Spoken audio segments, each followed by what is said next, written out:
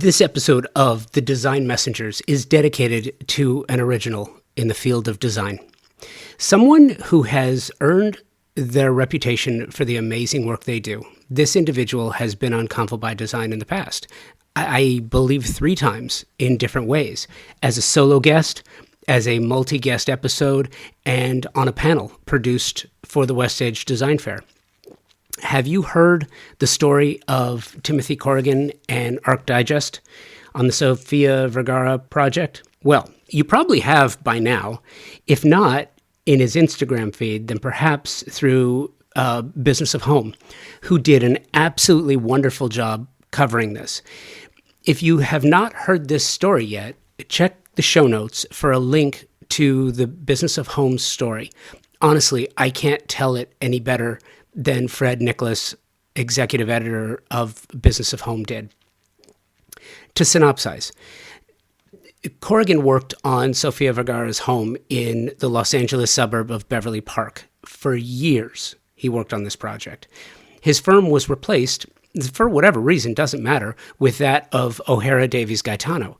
Davies Gaetano is another alum of Convo by Design. She's been on the show, and I think the world of her. I think she's an incredibly talented designer. So far, so good, right? No problems.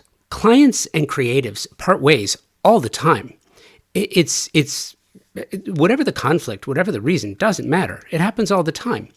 Enter Arc Digest, the 800-pound gorilla in our industry.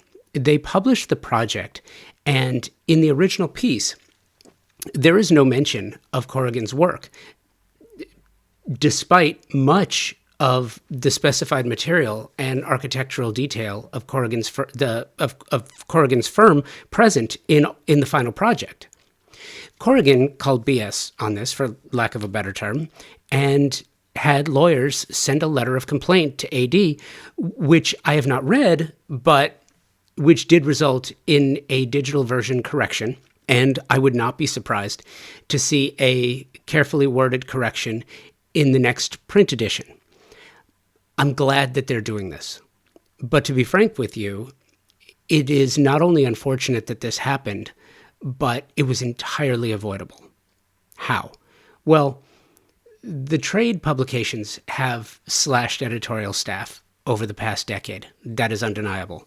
The contributors who are writing these stories are not, in most cases, trained journalists, but instead content producers who work off subjects provided information and push the stories out fast, and in many cases working on multiple projects or the same publication, multiple projects for the same publication, or in some cases freelancing for other outlets. I mean, print and digital and podcast.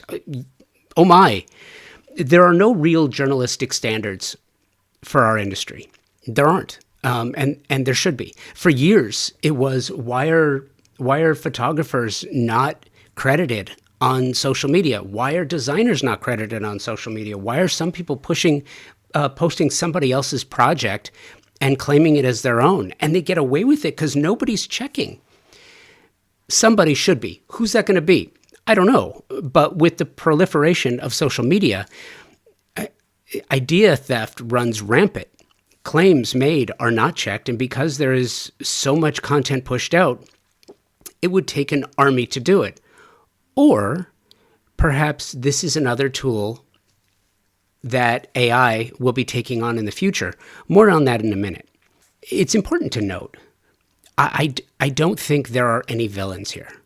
I think there are a number of players involved in this story that are overworked, overstimulated by social media content, driven to push out any celebrity-driven story as fast as they can because that's what they believe their audience wants to see. I have issues with Architectural Digest and some other industry pubs, but A&D in particular. Years ago, Arc Digest published a piece on AD Pro that misattributed Convo by Design as belonging to one of my sponsors and not as my project. So, and by the way, check the show notes for a link so you can see it for yourself. If it gets taken down by the time you hear this, email me and let me know so I can publish a screenshot to our Instagram feed. I reached out to AD at the time. I reached out through their contributor. The week that this happened, this was October of 2019. And to date, as of March 15th, 2024, this still has not been fixed. It's still misattributed on AD Pro.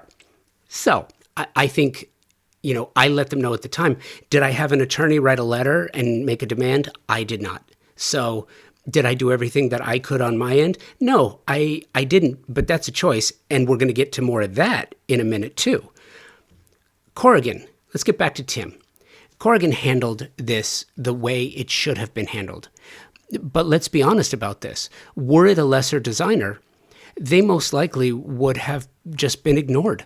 I'm speculating, by the way. I don't know for sure, but that's what I think. I also think that what Tim did was incredibly brave.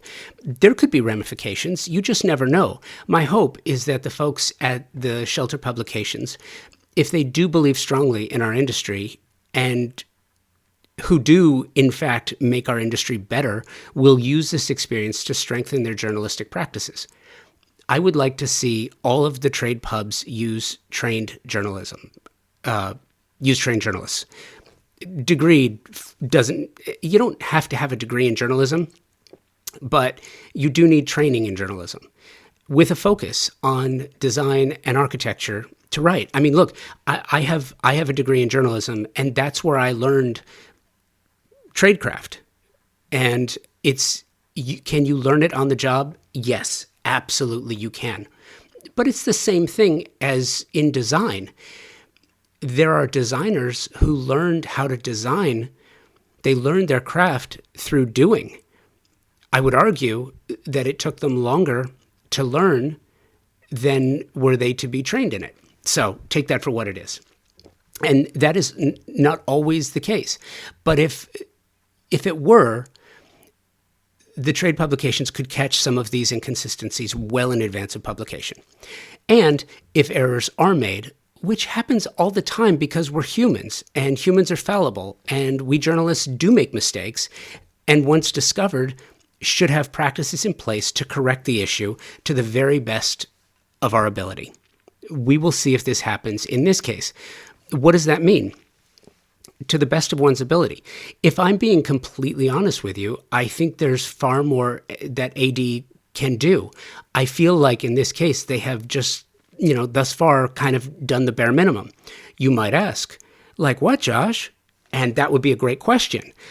I did a bit more digging and checked out AD's YouTube channel, which, by the way, it's incredibly popular. Their videos are some of the most well-produced videos out there. They remind me of, decades ago when MTV would do MTV Cribs, and I loved that show.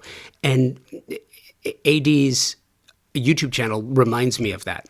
So the Sofia Vergara project video, which again, you can go to the show notes and click on the link, it's there. It remains on the channel. And as of this day, March 15th, it has just over 6 million views and absolutely no reference to Tim Corrigan. Sofia mentions O'Hara at least 3 times, but there's no mention of Corrigan, his work or his influence on the project. There is no mention of him in the description. There are no credits. And the fact that there are no credits, end of video credits, end cards, that sort of thing, there's no credit to O'Hara either in the credits, which I found odd. But in the video description, in the notes, there was no credit to Corrigan or Corrigan's firm, and I think that there should be. Again, that's something that AD could do today. If they wanted to re-edit the video, they could do that too. To go over the top. If you make a mistake, own it, or if there's an oversight, maybe not even a mistake, just an oversight, as this might have been, own it and do everything you can to correct it. Something else to consider as machine learning, we'll get back to this now, as machine learning continues to gain traction in every industry, but specifically in ours, and Algo would not know to credit Corrigan for his work on this project. And in all future inquiries submitted through AI bots, he won't get the credit for his work if this, and one might argue that AD's presence, because they are so big, would be a substantial portion of Sofia Vergara's project. This should trouble every single designer, architect, maker, and brand, from the very biggest to the very smallest, because you should get credit for your work. You should get attribution. You should get the recognition. And there should be rules. There should be standards. It would also stand to reason that the biggest players in the space, from media to brands, would act as thought leaders in this regard. In an effort to help be a part of the change, I would like to share a past episode of Convo by Design with you as it relates directly to this very issue. Episode 175, which was recorded in 2017 and published in 2018, called Intellectual Rights for Creative Types, features Emil Nicolau, an IP attorney I worked with at Playboy, along with Wendy Posner and Gary Gibson. This is a fantastic opportunity to hear about the ins and outs of IP rights as they affect the design community. And again, this was recorded in 2017 and published in 2018, episode 175. The link is in the notes.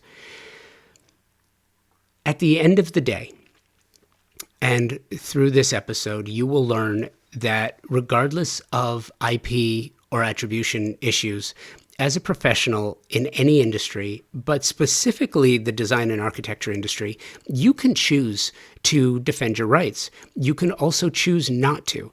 But make no mistake, not defending your IP rights or attribution rights is a choice, and nobody is going to do it for you. If you see something that doesn't make sense, say something, like Tim did in this regard. Those on the Shelter Media side, you have a choice as well.